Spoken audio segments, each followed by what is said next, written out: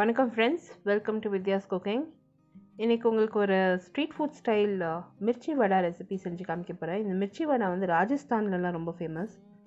இந்த Marwari communities and இந்த Jain communities இந்த மாதிரி ஏரியாவில் நீங்கள் போனீங்கன்னா உங்களுக்கு இந்த மாதிரி ஸ்ட்ரீட் ஃபுட் ஸ்டைல் ஸ்நாக் உங்களுக்கு கிடைக்கும். இந்த மிர்ச்சி வடா என்னன்னு பார்த்தீங்கன்னா, அந்த பேட்டர், அந்த மாவு வந்து தோச்சு நம்ம வடை சுடுறப்போ அந்த வடை மாவு யூஸ் பண்ணுறாங்க. அதில் ஸ்டஃபிங் வந்து அந்த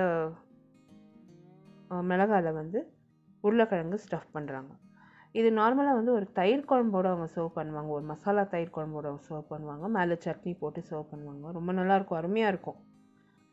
இது ஸ்டார்ட் டு ஃபினிஷ் எப்படி பண்ணுறதுன்னு நான் உங்களுக்கு செஞ்சு காமிக்க போகிறேன். முதல்லேருந்து நான் எப்படி தயார் பண்ணேன்னு. கொஞ்சம் முன்கூட்டி கொஞ்சம் வேலை இருக்குங்க. நம்ம வடை மாவு எப்படி நம்ம ஊற வச்சு தயார் பண்ணணுமோ அதே மாதிரி உளுந்தை வந்து காஃபி டம்ளர் அளவுக்கு அளந்து கழுவி ஊற வச்சுருக்கேன். அரை மணி நேரம் நல்லா ஊறணும். ஊறி இந்த உளுந்து நல்லா டபுள் சைஸ் ஆகணும், நல்லா பெருத்து வரணும். திருப்பியும் இன்னொரு முறை நல்லா ஒரு 3 வாட்டி கழுவி அந்த தண்ணியெல்லாம் இருத்து நீங்கள் மிக்சர் ஜாரில் கொஞ்சம் கொஞ்சமாக சேர்த்து நைஸாக விழுத அரைச்சிக்கணும். கொஞ்சமாக நீங்கள் தண்ணி சேர்த்துக்கலாம். எப்படியோ இது நம்ம வந்து மாவு தயார் பண்ணுறப்போ யூஸ் பண்ண போகிறோம். இந்த உளுந்து மாவை இது எடுத்து ஒரு பக்கமாக அரைச்சி வச்சுக்கோங்க. ஸ்டஃபிங் தயார் பண்ணலாம். உருளைக்கிழங்கை வேக வச்சு தோலெல்லாம் உரித்து எடுத்து வச்சுருக்கேன். மீடியம் சைஸ் உருளைக்கிழங்கு நான் யூஸ் பண்ண போகிறேன் இந்த ரெசிபிக்கு. ஒரு பெரிய வெங்காயம் பொடியாக நறுக்கி எடுத்து வச்சுருக்கேன். கருவேப்பிலை, கொத்தமல்லி பொடியாக நறுக்கி வச்சுருக்கேன். இஞ்சி, பச்சை மிளகா பொடியாக நறுக்கி வச்சுருக்கேன். எல்லாமே க்ளீன் பண்ணி ரெடி பண்ணி முன்கூட்டியே எடுத்து வச்சுருங்க. கொத்தமல்லி விதை லைட்டாக வறுத்து இடித்து எடுத்து வச்சுருக்கேன். வெங்காய விதை தேவைப்படும். சோம்பு, சீரகம், வெந்தயம் தேவைப்படும். மசாலா, கரம் மசாலா தூள், சாட் மசாலா தூள், மிளகாய் தூள், மஞ்சள் பொடி தேவைப்படும். இப்போ நம்ம வந்து ஃபில்லிங் தயார் பண்ணிக்கலாம். மிதமான தீயில் ஒரு கடாயை ஹீட் பண்ணியிருக்கேன். 2 டீஸ்பூன் அளவுக்கு 2 டேபிள் ஸ்பூன் அளவுக்கு எண்ணெய் விட்டுருக்கேன். எண்ணெய் நல்லா காஞ்சதும் இந்த தாளிப்பு அதில் சேர்க்க போகிறேன். வெங்காயம் விதை, மல்லி விதை, சீரகம், சோம்பு, கொஞ்சமாக வெந்தயம் சேர்த்துருக்கேன். வெங்காயம், பச்சை மிளகாய், இஞ்சி, கருவேப்பிலை, கொத்தமல்லி சேர்த்துருக்கேன். சேர்த்து எல்லாத்தையும் நல்லா வறுத்து எடுத்துக்கணும்.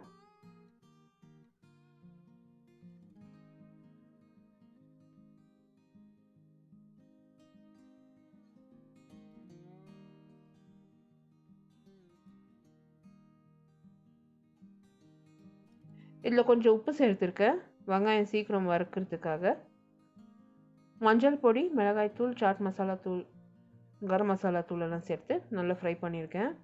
இந்த ரெசிபியில் யூஸ் பண்ணியிருக்க பொருட்களோட மெஷர்மெண்ட்ஸ் எல்லாமே வந்து description box below this video post பண்ணியிருக்கேன்.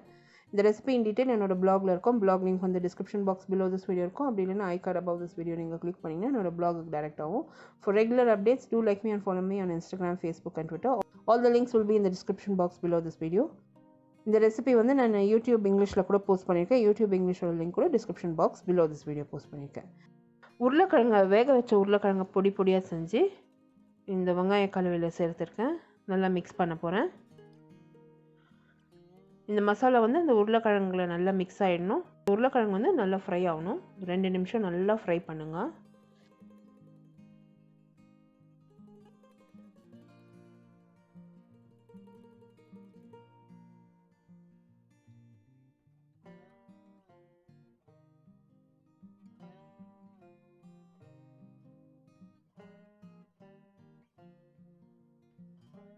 இப்போ நல்லா ஃப்ரை ஆகிருக்கு பாருங்கள் இந்த உருளைக்கிழங்கு.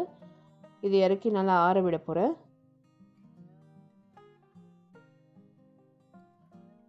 இப்போ வந்து தயிர் குழம்பு வந்து ரெடி பண்ண போகிறேன். நல்லா ஃப்ரெஷ் தயிர் எடுத்திருக்கேன். ஜலிச்சு நான் வந்து கடலை மாவு எடுத்து ஒரு பக்கம் வச்சுருக்கேன். பொடியை வந்து கொத்தமல்லி, கருவேப்பிலை, இஞ்சி, பச்சை மிளகாய் எல்லாம் பொடியாக நறுக்கி வச்சுருக்கேன். மல்லி எல்லாம் கூட பொடியாக நறுக்கி வச்சுருக்கேன். நம்மளுக்கு கரம் மசாலா தூள், மிளகாய் தூள், மஞ்சள் பொடி, மல்லித்தூள் தேவைப்படும். தாளிப்புக்கு வந்து இடித்து வச்சுருக்க மல்லி விதை, சீரகம், சோம்பு, வெங்காய விதை, கொஞ்சமாக வெந்தயம்.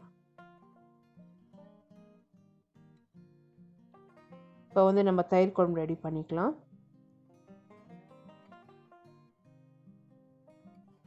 நான் வந்து இந்த தயிரை ஃபஸ்ட்டு நல்லா அடித்து எடுத்து ஒரு பக்கம் வச்சுக்க போகிறேன். தயிர், கடலை மாவு சேர்த்து அடிக்க போகிறேன். கடலை மாவு வந்து நீங்கள் ஜலிச்சிங்கன்னா நல்லாயிருக்கும். அதில் கட்டி மூட்டி இருக்கும். ஸோ அந்த கட்டி மூட்டியெல்லாம் ஒடிச்சு விட்டு நல்லா ஜலிச்சு ஒரு பக்கம் வச்சுக்கிட்டிங்கன்னா நல்லாயிருக்கும். 1 லிட்டர் தண்ணி யூஸ் பண்ணுங்க. பாதி தண்ணி ஃபஸ்ட்டு இந்த தயிரும்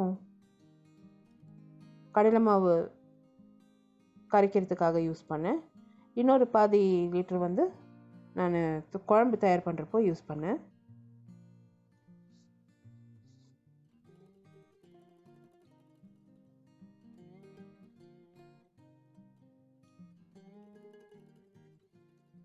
இப்போ இந்த மோர் வந்து ரெடி ஆகிருக்கு பாருங்கள். கடலை மாவும் தயிரும் நல்லா அடிச்சிருக்கேன்.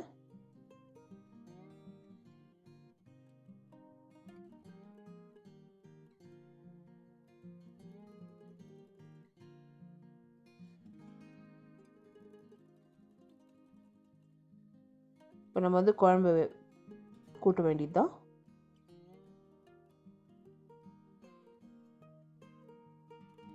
மிதமான தீயில் கடாயை வச்சுருக்கேன். 2 டேபிள் ஸ்பூன் அளவுக்கு எண்ணெய் விட்டுருக்கேன்.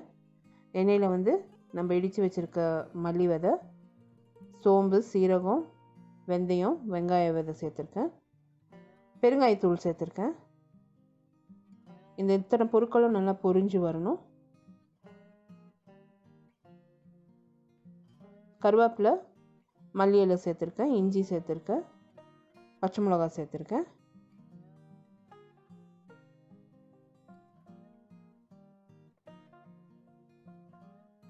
இதில் வந்து மல்லி தூள், மிளகாய் தூள், மஞ்சள் பொடி, இப்போ கரைச்சி வச்சுருக்க தயிர், கடலை மாவு சேர்த்துருக்கேன். சேர்த்து இது நல்லா கொதிக்க விடணும். கொஞ்சம் தண்ணி சேர்த்து உப்பு தேவைக்கேற்ப நம்ம சேர்த்து ஒரு 2 கப் அளவுக்கு தண்ணி சேர்த்து நல்லா கொதிக்க விடணும்.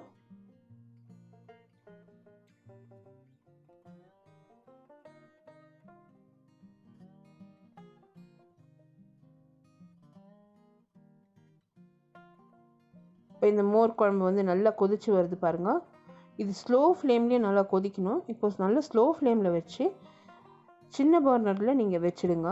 இது வந்து கொதிச்சுட்டே இருக்கணும். தேவைப்பட்டால் நம்ம திக்கானாக்கா கொஞ்சம் கொஞ்சமாக தண்ணி சேர்த்துக்கலாம். ஆனால் இது கொதிச்சுட்டே இருக்கணும். நீங்கள் இது வந்து இறக்கி வைக்கிற மாதிரி இல்லை. நம்ம இதை சுட சுட பரிமாறணும். அப்பப்போ கலரி விட்டுட்டே இருக்கணும். இப்போ நான் வந்து பஜ்ஜி மாவு ரெடி பண்ண போகிறேன். நம்ம ஏற்கனவே அரைச்சி வச்ச உளுந்து, ஜலிச்சு ஒரு பக்கமாக ரெடி பண்ணி வச்சுருக்க கடலை மாவு, சீரகத்தூள், மிளகாய்த்தூள், குக்கிங் சோடா, சோடா உப்பு, கொஞ்சமாக ஓமம் பொடி, கொஞ்சம் பெருங்காயத்தூள் கூட சேர்த்துருக்கேங்க.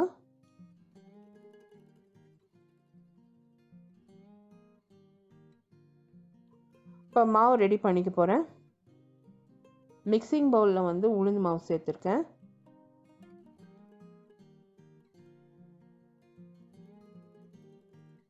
சேர்த்து ஃபஸ்ட்டு பெலூன் விஸ்க் வச்சு நல்லா அடித்து ரெடி பண்ணியிருக்கேன். இதில் வந்து கடலை மாவு கொஞ்சம் கொஞ்சமாக சேர்த்து நல்லா அடிக்க போகிறேன். மிளகாய்த்தூள், ஓமப்பொடி, சீரகத்தூள், சோடா உப்பு, தேவைக்கேற்ப உப்பு சேர்த்துருக்கேன். கொஞ்சம் கொஞ்சமாக தண்ணி விட்டு நல்லா பஜ்ஜி மாவு ரெடி பண்ண போகிறேன். இதில் வந்து சூடாக எண்ணெய் நான் கடைசியில் சேர்க்க போகிறேங்க. எண்ணெய் நல்லா காஞ்சி வந்ததும் நான் சேர்க்க போகிறேன். ஒரு 2 டேபிள் ஸ்பூன் அளவுக்கு காஞ்ச எண்ணெய் சேர்க்க போகிறேன்.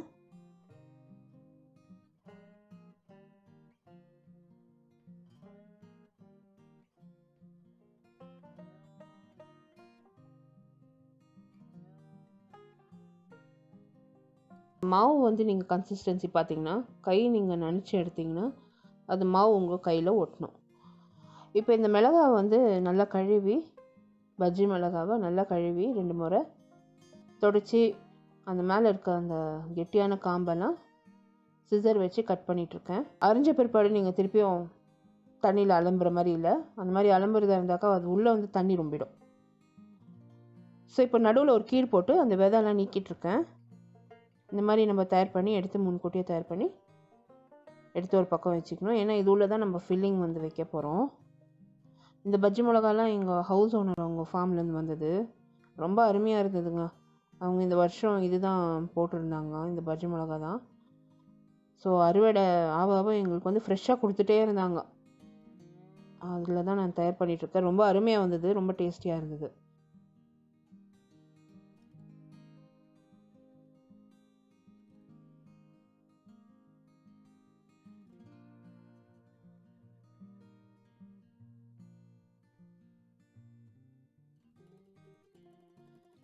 எண்ணெய் நல்லா காய வச்சுருக்கேன். இப்போ இந்த பஜ்ஜி சுடுறதுக்கு மிதமான தீயில காய வச்சுருக்கேன். இது நல்லா காஞ்சி வரணும். ஃபஸ்ட்டு இந்த மிளகாவை வந்து நான் அந்த உருளைக்கிழங்கு கலவையை ரொப்பிடுறேன். அந்த மிளகாவில் ஸ்டஃபிங் பண்ணுறேன். எண்ணெய் நல்லா காஞ்சதும் ஒரு 2 டேபிள் ஸ்பூன் அளவுக்கு எண்ணெய் வந்து இந்த மாவில் சேர்க்கணும், பஜ்ஜி மாவில் சேர்க்கணும். ஸோ இப்போ இந்த கலவையில் வந்து எண்ணெய் சேர்த்த பிற்பாடு நம்ம பஜ்ஜி சுடுறதுக்கு நல்லாயிருக்கும், நல்ல ஷைன் வரும்.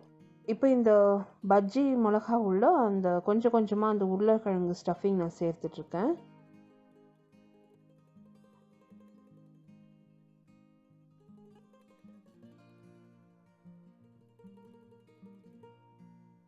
ரொம்பவும் நிறைய ஸ்டஃபிங் சேர்க்காதீங்க, கொஞ்சம் கொஞ்சமாக நீங்கள் வந்து ஸ்டஃபிங் சேர்த்தா போதும் பஜ்ஜி மிளகாவில்.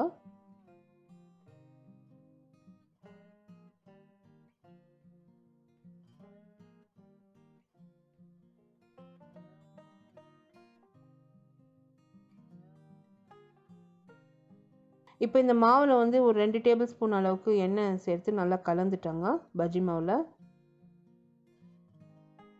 மிளகாய் வந்து பஜ்ஜி மாவில் நம்ம துவச்சி வறுத்து எடுக்க வேண்டியது தான். நம்ம இந்த பஜ்ஜி மிளகாய் வந்து தயார் பண்ணுறப்போ ஒன்றுனா நம்ம சேர்த்து நம்ம வறுக்கிறப்போ நம்மளுக்கு அந்த ப்ராக்டிஸ் வரும். அப்போ நம்ம கற்றுக்கலாம், நிறைய கற்றுக்கலாம். அந்த மாவு எப்படி நம்ம வந்து துவச்சி அதை சுடுறப்போ எப்படி பண்ணோன்னு நம்மளுக்கு தெரியும். அந்த பதம் ஸ்லோவாக தான் வரும்.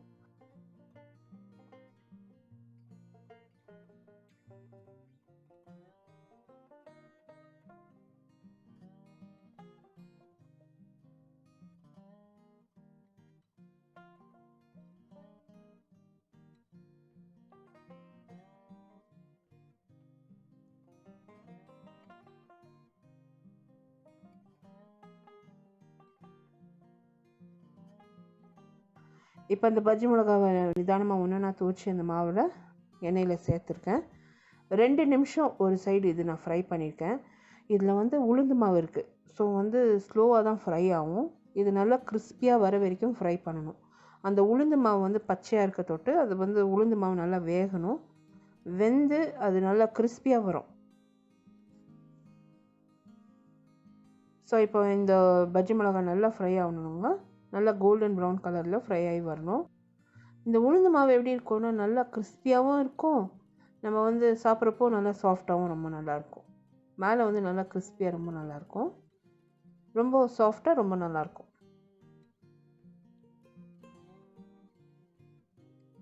இந்த ஈவினிங் டைமில், மத்தியானத்துலேருந்து ஈவினிங் டைமில் நீங்கள் போனீங்கன்னா இந்த மார்வாடிஸ் ஜெயின்ஸ் இருக்க இடத்துல இந்த மாதிரியெல்லாம் ரெசிபிஸ் உங்களுக்கு நிறைய கிடைக்கும். இந்த மாதிரி டிஷ்ஷஸ் ரொம்ப கிடைக்கும் அவங்க ஸ்ட்ரீட் ஃபுட்டில். அவங்க இதெல்லாம் வந்து ஒரு லஞ்ச் அண்ட் ஒரு ஸ்நாக் மாதிரி சாப்பிடுவாங்க. இப்போ மிளகாய் நல்லா வறுப்பட்டுச்சு பாருங்கள், அது இருத்து எண்ணெயிலேருந்து ஒரு தட்டில் மாற்றி வச்சுருக்கேன்.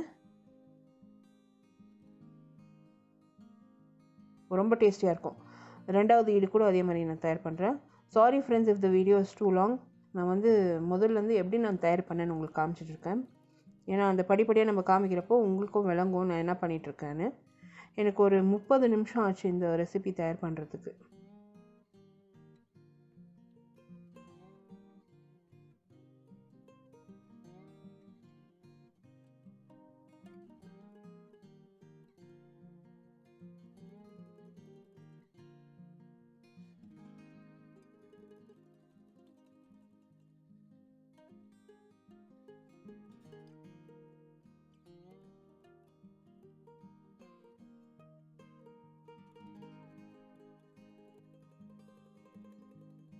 இந்த பஜ்ஜி மிளகாவும் நீங்கள் அப்படியே சர்வ் பண்ணலாம். இந்த மோர் குழம்பு விட்டு தான் நம்ம சாப்பிடணும்னு இல்லை, நீங்கள் சட்னியோடு அப்படியே சர்வ் பண்ணலாம். நான் ஏற்கனவே உங்களுக்கு நான் red chilli chutney and mint chutney recipe செஞ்சு காமிச்சிருக்கேன். அந்த லிங்க்ஸ் வந்து description box below this video post பண்ணுறேன். இப்போ அந்த மோர் குழம்பு நல்லா சுட சுட இருக்குது. மேலே வந்து தூவுறதுக்காக பூந்தி வச்சுருக்கேன். பொடியாக நறுக்கின வெங்காயம், மல்லி இலை வச்சுருக்கேன். மிளகாய் ரொம்ப சூப்பராக வந்திருக்குங்க. சென்டரில் அந்த ஃபில்லிங் பார்க்கலாம் நீங்கள் எவ்வளோ டேஸ்டியாக வந்திருக்கு. அண்ட் அந்த ஸ்லைஸ் பண்ணாக்கா அந்த லேயராக உங்களுக்கு தெரியுது. ஸோ இது நார்மலாக வந்து இந்த கடைங்கள்லாம் எப்படி சர்வ் பண்ணுறாங்கன்னு உங்களுக்கு நான் காமிக்கிறேன். முதல் வந்து ஒரு சிசர் வச்சு இந்த பஜ்ஜி மிளகாவை அவங்க சின்ன சின்ன பீஸாக கட் பண்ணிடுவாங்க. இது பார்க்குறதுக்கே ஒரு வேடிக்கையாக ரொம்ப நல்லாயிருக்கும். ஸோ ஒரு பெரிய கத்திரி வச்சு சாப் பண்ணிடுவாங்க. மேலே வந்து மோர் குழம்பு சுட சுட இருக்க மோர் குழம்பு வந்து சேர்த்துக்கணும். கிறிஸ்பியாக இருக்கணும்னு எக்ஸ்ட்ரா பஜ்ஜி மிளகா மேலே நான் வச்சுருக்கேன். இப்போ சட்னி சேர்த்துக்கணும். ரெட் சட்னி ரெசிபி உங்களுக்கு நான் ரெசிபி காமிச்சிருக்கேன்.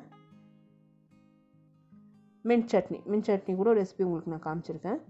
கொஞ்சமாக தயிர், இப்போ அடித்து வச்சுருக்க தயிர் மேலே கொஞ்சம் சேர்த்துக்கணும். இப்போ இது மேலே வந்து கொத்தமல்லி, பொடியாக நறுக்கின வெங்காயம், பூந்தி சேர்த்துக்கணும்.